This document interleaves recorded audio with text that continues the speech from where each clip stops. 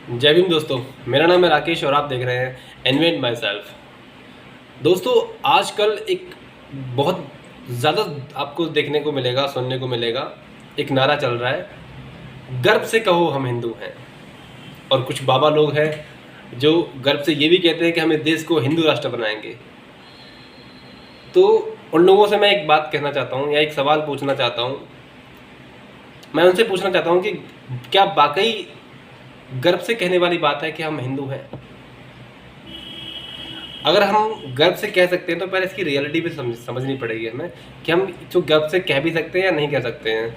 और दूसरा, हम इसको जो कह रहे हैं कि हम इस देश को हिंदू राष्ट्र बनाएंगे, तो क्या इतना पॉपुलर, इतना मॉडर्न या इतना जो चैलेंज है अभी लोगों के सामने, समाज के सामने, वो जो हिंदू राष्ट्र है वो एक्सेप्ट कर पाएगा?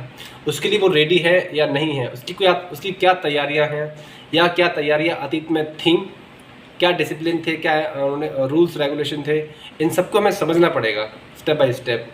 तब हम समझ पाएंगे क्या हम वाकई हिंदू राष्ट्र के लिए तैयार हैं, और क्या हम जो बोल रहे हैं कि गर्व से कहो हम हिंदू हैं।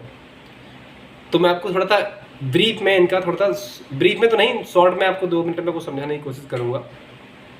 तो पहली बात तो उन लोगों से जो ये नारा लगाते हैं गर्व से कहो हम हिंदू हैं, तो उन लोगों से मैं कहना चाहता हूँ कि हिंदू जो शब्द है ना, ये कहाँ से आया है आपको शायद नहीं पता होगा। मैं आपको बता देना चाहता हूँ, हिंदू एक्चुअली कोई शब्द है ही नहीं, धर्म का कोई शब्द नहीं है, और ना ही किसी धर्म की किताब में ये लिखा गया है।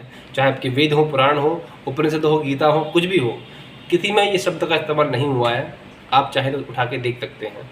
दूसरा, हिंदू शब्द की ये आया कहाँ से है वो मैं आपको बता देना चाहता हूँ कि जब हमारे देश में मुगल सम्राट आया था, मुगल साम्राज्य स्थापित हुआ था, तो जो मुगल शासक थे नॉन मुस्लिम को हिंदू कहकर पुकारते थे, हिंदू कहकर बुलाते थे।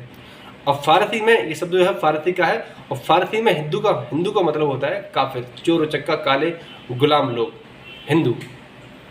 तो भाई साहब एक बार फिर से बोलो, गर्व से कहो हम अब नहीं कहेंगे आप। क्यों?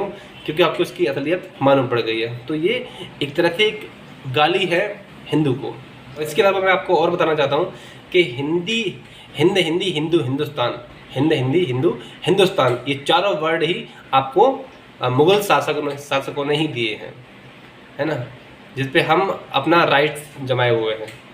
तो पहले तो आपने ये शब्दों को समझ लिया। अब हम समझते हैं क्या वाकई जो हिंदू राष्ट्र बनाने की बात चल रही है, ये क्या वाकई इतना कैपेबल है हमारा राष्ट्र बनने के लिए? हिंदू जो रिलीजन है वो क्या वाकई, इनकी जो स्क्रिप्चर्स बुक हैं, ये वाकई सभी लोगों के लिए बेनिफिशियल होगा? तो भाई साहब मैं इस बात को बिल्कुल नकारता हूँ।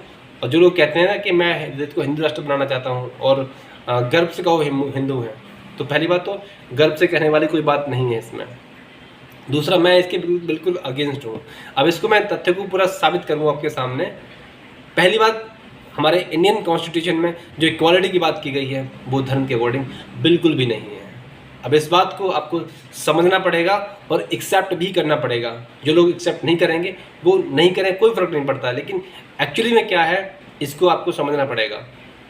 हमारे हिंदू धर्म में जितनी भी सबसे बड़ी जो खामी है वो ये है कि आपने जो वर्ड व्यवस्था बनाई है, जो आपने कास्ट डिवाइडेशन बनाया है।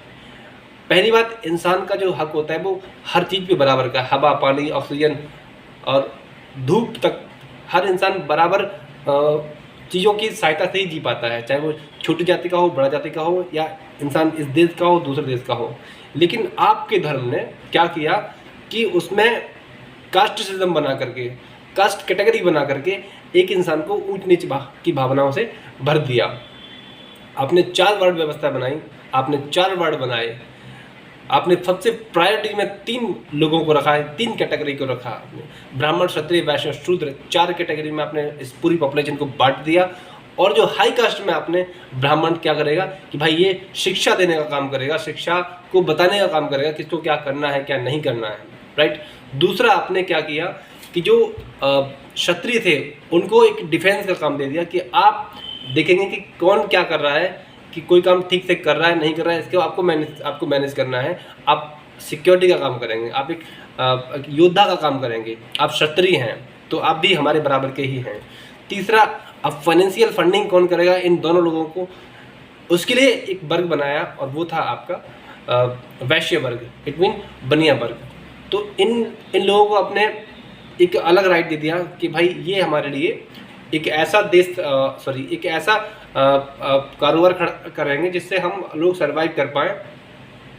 तो इनको अपने पर्टिकुलर जिम्मेदारियां इन दोनों वर्गों को दे दी और इनको अपने इक्वली राइट दे दिए कि आप धर्म में ऊंची ओहदे पर आप बैठे हुए हो, आपको लोग सम्मान की नज़र से देखेंगे।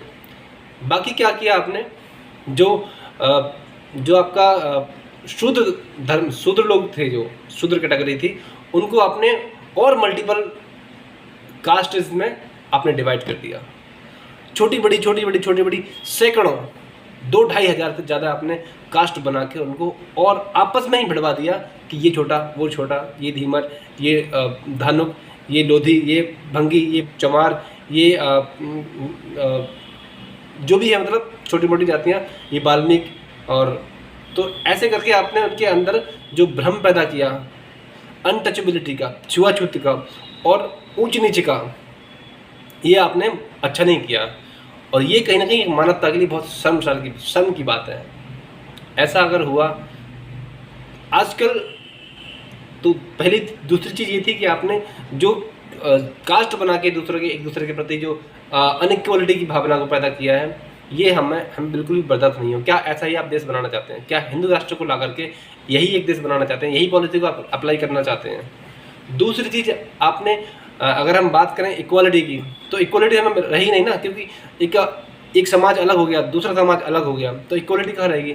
ना ही तो एजुकेशन के प्रति आपने इक्वालिटी दी। एजुकेशन का राइट सिर्फ ब्राह्मण पे था, ब्राह्मण क्षत्रिय वैश्य को था, एजुकेशन मिल सकती है। बाकी जो छोटा तबका था, शूद्र वंश था, उसको एजुकेशन नहीं मिलती है, आज भी नहीं मिल रही है। और सैकड़ों हजारों साल से आपका राइट था एजुकेशन के ऊपर, आपने नहीं दिया, क्योंकि आपके स्क्रिप्चर्स कहते हैं, अगर आप नहीं मानते हो तो आप मनुस्मृति उठाकर पढ़ लीजिए, उसमें साफ लिखा गया है कि हिंदू धर्म में शूद्र जाति की औरत, शूद्रों को शिक्षा का अधिकार नहीं है, औरतों को शिक्षा का अधिकार नहीं है। तो आपकी स्क्रिप्चर हमसे हमारा अधिकार छीन रहे हैं, एक इंसानियत को शर्मसार कर रहे हैं। तो ये हिंदू राष्ट्र कैसे बन सकता है इस बिहाफ पे? मुझे तो नहीं लगता आप नहीं बन सकता है। दूसरी चीज़, एजुकेशन छोड़िए, आपने फाइनेंशियल, हम लोग स्ट्रॉन्ग ना हो जाएं, इसलिए आपने हमारे फाइनेंशियल राइट्स छीन लिए, अपने इकोनॉमिक राइट छीन लिए। मनुस्मृति में साफ साफ ये लिखा है कि कोई भी शूद्र अपने पास धन इकट्ठा नहीं कर सकता है। अब ऐसा क्यों लिखा गया, किस मंशा से लिखा गया, ये आप थोड़ा समझिए, इसको आपको समझना पड़ेगा। मैं तो अच्छी तरह समझ गया हूँ, ठीक है, कि क्या इनके प्लानिंग रही थी कि हमें आगे क्यों नहीं बढ़ने दिया, क्योंकि हम लोग इनकी बराबरी करेंगे तो इनको बुरा लगेगा कि एक छोटी जाति का, एक नीच जाति का व्यक्ति मेरे बराबर आके बैठ रहा है। ऐसी भावना उन्होंने पैदा कर दी, क्योंकि ये मेंटल गुलाम बनाए रखना चाहते थे, हजारों साल तक रखा भी है और आज भी यही हो रहा है ना। तो अब इनके सामने हम लोग सीना को चौड़ा करके चलेंगे तो कहीं ना कहीं भाई चुभना बनता है ना। तीसरी चीज़, हमें इक्वालिटी नहीं मिली, न तो एजुकेशन में, न फाइनेंशियल में, और ना ही हमारे लिए कोई सार्वजनिक जो सभी के लिए बराबर का न्याय है वो कभी नहीं मिला। न्याय सिर्फ किसके लिए था? सिर्फ बड़ी जातियों वालों के लिए। और न्याय व्यवस्था जो बनी है वो सिर्फ और सिर्फ शूद्रों पर ही लागू होती थी कि अगर इन्होंने कुछ किया है तो इनको सजा दी जाएगी, बाकी किसी भी कास्ट, बड़े कास्ट ने अगर कुछ किया है तो कोई इशू नहीं है, वो सब ठीक है।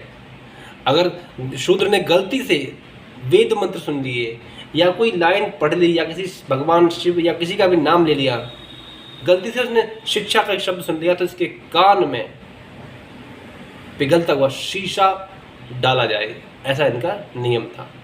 कोई शूद्र अगर ज्ञान की पुस्तक को पढ़ लेता है या कुछ ऐसा करता है तो उसकी आंखें फोड़ दी जाए, है ना। जीभ से कुछ बोलता है तो उसकी जिवा काट दी जाए, या वो पातता है या फिर किसी के ऊपर सुसु करता है तो उसका गुदा या लिंग काट दिया जाए। ऐसे जो डिसिप्लिन था, जो आपका जो पेनल कोड था, वो सिर्फ और सिर्फ शूद्रों के लिए था, ना कि कोई बड़ी जाति वालों के लिए। तो आप कानून तय करते थे कि हमारे लिए क्या होना चाहिए, क्या नहीं होना चाहिए। तो ये बिल्कुल भाई साहब हमें बर्दाश्त नहीं है। और इस तरह का, अगर आप इस तरह का देश बनाना चाहते हैं तो हर किसी देश को ऐसा देश नहीं बनना है। जो लोग आंख बंद करके ऐसे नारे लगाते हैं कि गर्व से कहो हम हिंदू हैं, तो भाई साहब गर्व से कहने वाली बात इसमें कुछ है ही नहीं, है ना। क्योंकि जिस धर्म में इक्वलिटी नहीं हो, हिंदुओं को भी आपने एक नहीं होने दिया, अपनी रिलीजन वालों को एक नहीं होने दिया, गैर हिंदू को तो चलो छोड़िए, है ना? तो ये आपको समझना पड़ेगा।